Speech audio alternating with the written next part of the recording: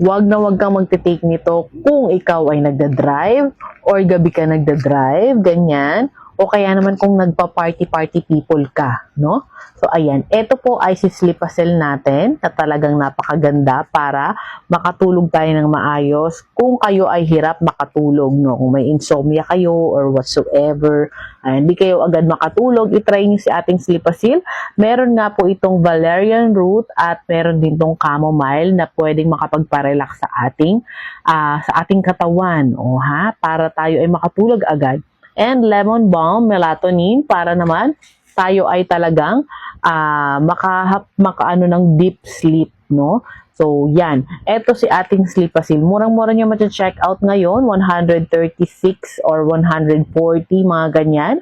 Basta wala pa siyang 200 pesos, okay? And itry nyo si Slipacel kung kayo ay nasa VA industry or kayo naman ay mga BPO, nasa BPO, pwede ring mag-take nito, ha? Ayan, check out nyo na. Ilalagay ko dito yung link.